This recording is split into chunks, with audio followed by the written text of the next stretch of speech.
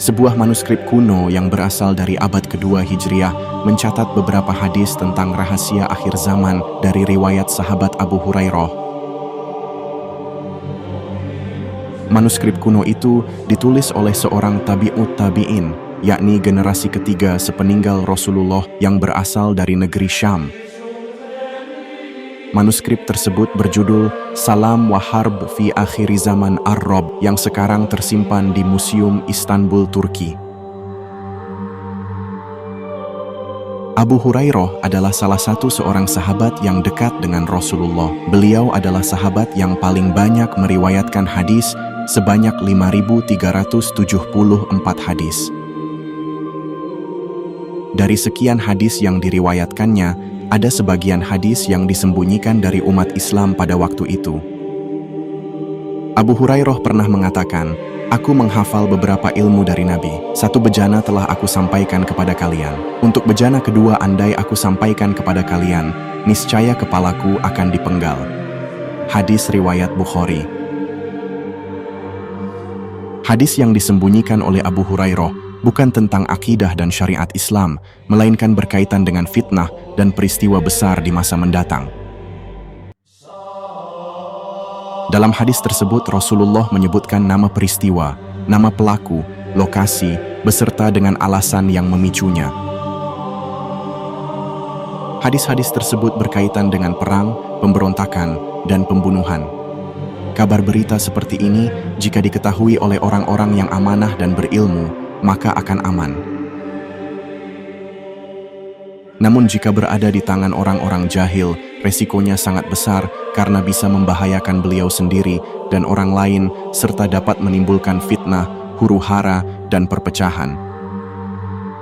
Akan tetapi, menjelang akhir hidupnya, Abu Hurairah menyampaikan sebagian informasi rahasia itu kepada beberapa sahabat dekatnya dari kalangan tabi'in. Dalam manuskrip itu tertulis beberapa informasi tentang rangkaian peristiwa besar yang terjadi di dunia. Di antaranya, perang akhir zaman adalah perang dunia, yakni kali ketiga sesudah dua perang besar sebelumnya. Banyak sekali korban yang mati di dalam perang tersebut. Perang itu dikobarkan oleh seorang laki-laki yang merupakan kucing besar di negeri Gelas dengan mahkota di kepala. Teks tidak terbaca lagi. Sementara, perang kedua dikobarkan oleh seorang laki-laki yang nama panggilannya adalah Tuan Besar dan seluruh dunia memanggilnya Hir. Teks tidak terbaca.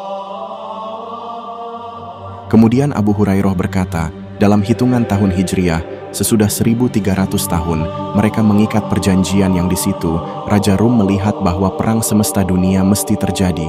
Allah menghendaki terjadinya perang.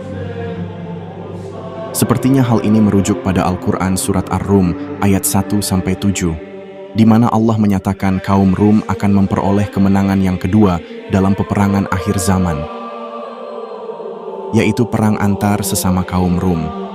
Rum Barat yaitu Amerika dan koalisi NATO melawan Rum Timur Rusia dan aliansinya yang akan berakhir di bumi Syam. Waktu berjalan tanpa perjanjian dan perjanjian. Lalu berkuasalah seseorang dari negeri Jerman bernama Al-Hir yang berambisi berkuasa di seluruh dunia, memerangi seluruh negeri salju dan kebaikan. Dia bergerak dengan murka Allah setelah beberapa tahun api menyala. Maksudnya ialah setelah Perang Dunia Pertama. Dia ingin membunuh rahasia Ar-Rusi atau Ar-Rus, adalah penghancuran dan membunuh kekaisaran Tsar yang diganti oleh komunisme dengan menciptakan Uni Soviet. Dalam perang itu keluarlah seorang ratu dunia, pelaku makar dan pelacur, namanya Amerika. Dia menggoda dunia dengan kesesatan dan kekafiran. Era munculnya Pax Americana setelah Perang Dunia Kedua. Sementara itu, Yahudi di dunia pada saat itu berada di tempat yang tinggi. Mereka menguasai seluruh Al-Quds dan kota yang disucikan. Munculnya Pax Judaica sebagai kekuatan dunia yang akan menggantikan Pax Americana setelah Perang Dunia Ketiga.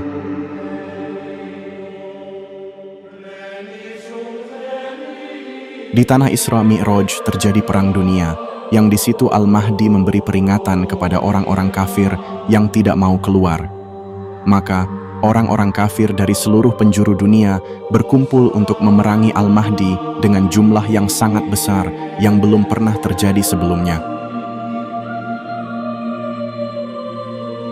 Dalam kelompok kekuatan Yahudi Al-Khazar dan Bani Israel masih terdapat kekuatan lain yang tidak diketahui jumlahnya.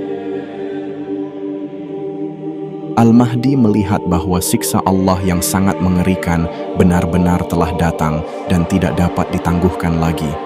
Kemudian Allah melempari mereka dengan lemparan yang dahsyat. Bumi, langit, dan lautan terbakar untuk mereka. Lalu langit menurunkan hujan yang amat buruk.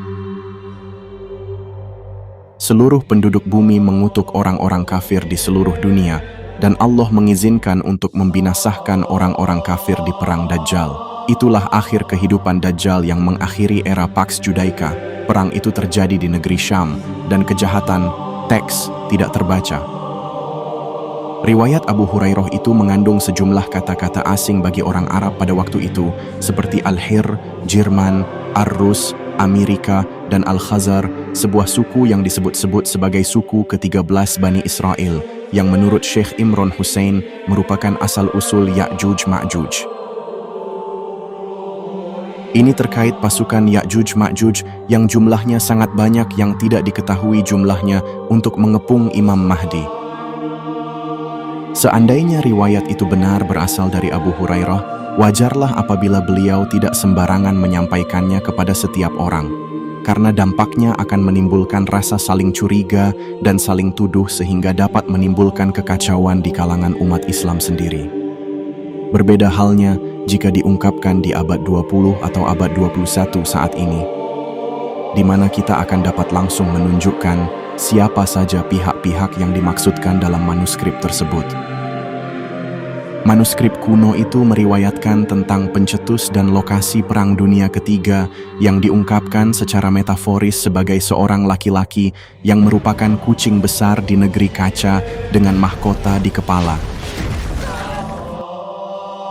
Siapakah laki-laki yang dimaksud kucing besar itu? Adakah pemimpin dunia saat ini yang memiliki kaitan erat dengan kucing besar atau harimau?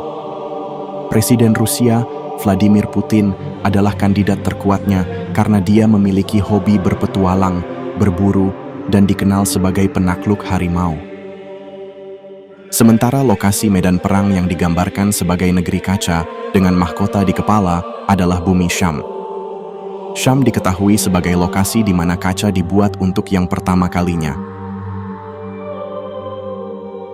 Adapun mahkota di kepala, karena sudah dinubuatkan bahwa Syam akan menjadi titik medan peperangan pada akhir zaman. Jika benar demikian, maka naskah kuno ini juga sekaligus menjawab misteri tentang mengapa perang Ukraina ini nantinya akan berubah menjadi perang besar dan meluas hingga mencapai medan perang akhir zaman di negeri Syam yang sudah dinubuatkan.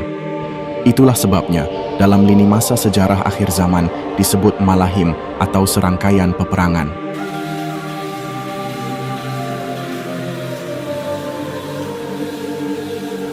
Dalam lini masa akhir zaman, perang di negeri Syam adalah perang terakhir di muka bumi untuk membuka jalan bagi kepemimpinan Imam Mahdi. Perang di negeri Syam menjadi penting karena merupakan batas yang mengakhiri era Mulkan Jabarian menuju fase terakhir sejarah. Hanya setelah berakhirnya fase keempat, maka fase kelima dan terakhir sejarah dapat dimulai. Fasad dan pertumpahan darah akan berakhir hanya setelah kekuatan yang suka memaksakan kehendak itu dilenyapkan. Fasad dan pertumpahan darah tidak akan berakhir di muka bumi sebelum terbunuhnya Dajjal dan lenyapnya Ya'juj Ma'juj yang akan dibinasahkan dengan doa Nabi Isa. Mereka adalah The Invisible yang berada di balik Mulkan Jabarian. Sejarah akan berakhir hanya setelah kesombongan di muka bumi dilenyapkan. Hanya setelah lenyapnya kesombongan, maka misi Imam Mahdi untuk menutup sejarah akan tercapai. Sejarah akan berakhir sebagaimana ia bermula. Sejarah berawal dari penciptaan manusia sebagai khalifah di muka bumi dan akan berakhir hanya setelah terpenuhinya tugas kekhalifahan manusia di muka bumi dengan skala penuh dalam kepemimpinan Al-Mahdi.